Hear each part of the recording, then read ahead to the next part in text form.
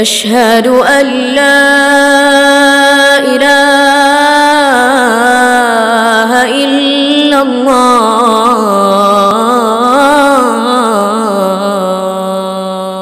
Lalu kata Rasulullah SAW, wa atbi'i sayyi'atal hasanah tamkuha.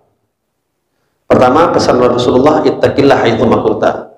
Bertakwalah engkau dimanapun engkau berada. Dimanapun kita berada. Yang kedua, wa atbi'i sayyi'atal hasanah tamkuha. Setiap kali engkau melakukan keburukan, maka cepat-cepatlah berbuat baik untuk menghapuskan keburukan tersebut. Baik itu dengan taubat, baik itu dengan ibadah atau apapun caranya. Hadirin, ketika kita berbuat maksiat, ya, Allah Subhanahu wa taala itu tidak langsung menuliskan dosanya ke dalam catatan amal ibadah kita. Sebagian menafsirkan ditunggu oleh malaikat 6 jam. Ditunggu oleh malaikat 6 jam. Apakah setelah dia bermaksiat sampai 6 jam kemudian dia bertaubat kepada Allah atau dia berbuat kebaikan kepada Allah atau tidak? Kalau tidak bertaubat dan tidak berbuat kebaikan setelah apa yang dilakukan atas maksiatnya, maka akan dituliskan oleh malaikat dan malaikat pun menulisnya dengan secara terpaksa. Oleh sebab itu, kita dianjurkan setiap kali maksiat, namanya jatuh maksiat itu biasa. Jatuh berbuat kesalahan itu biasa. Tapi yang luar biasa itu adalah apa sikap kita setelah kita bermaksiat. Kalau setelah kita maksiat sikap kita malah bangga, ini hati-hati. Ini adalah orang yang celaka. Tapi setiap kali kita maksiat, ya, setelah itu sikap kita bertaubat kepada Allah, maka jangan pernah menganggap Allah tidak mengampuni dosa kita. 1000 kali kita maksiat, 1000 kali kita bertaubat kepada Allah, 1000 kali Allah akan ampuni dosa kita. Bahkan dalam satu hadis itu dikatakan ada satu orang bermaksiat, disampaikan oleh Allah apa yang dilakukan oleh para malaikat. Lalu kata Allah Subhanahu wa taala, apa yang dia lakukan? Kata malaikat, dia bertobat kepada engkau ya Allah. Kata Allah, ampuni dosa dia. Gak lama malaikat lapor lagi, ya Allah, orang yang engkau ampuni dosanya, dia berbuat maksiat lagi yang sama. Allah tanya, apa yang dia buat setelah itu? Dia bertobat lagi kepada engkau, ampuni dosanya. Yang ketiga, dia buat lagi yang sama, lapor lagi malaikat, kata Allah, ampuni dosanya. Kata malaikat, ya Allah, ini orang udah bolak-balik berbuat hal yang sama, engkau mengampuni dosanya. Kata malaikat, ampuni dosanya karena aku sadar bahwasanya, karena hamba itu sadar bahwasanya dia tidak punya Tuhan yang lebih memohon, yang lebih dapat mengampuni dosanya selain aku, kata Allah Subhanahu wa taala. Malaikat aja udah geram sama apa yang awak buat.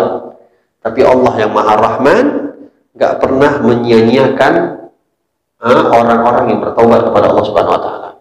Oleh sebab itu hadirin, dosa yang kita buat itu adalah sunnatullah.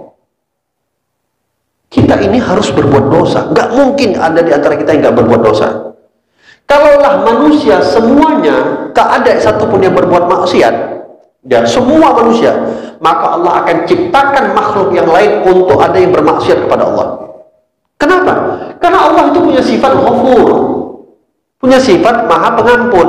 Siapa yang mau diampunin kalau nggak ada yang bermaksiat?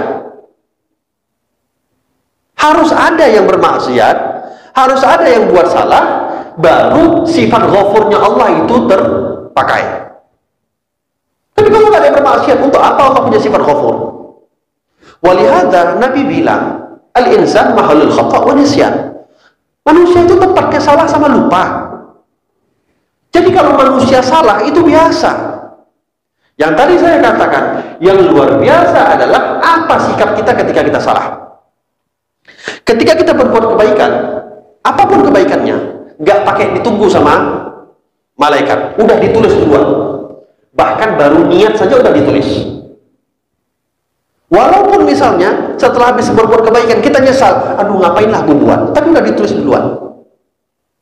Menyesal akan kebaikan udah ditulis duluan. Tapi menyesal akan keburukan, Ya. Berbuat keburukan, nggak langsung ditulis oleh Allah, nggak langsung ditulis oleh Allah. Menyesal dianggap sebagai pahala di sisi Allah.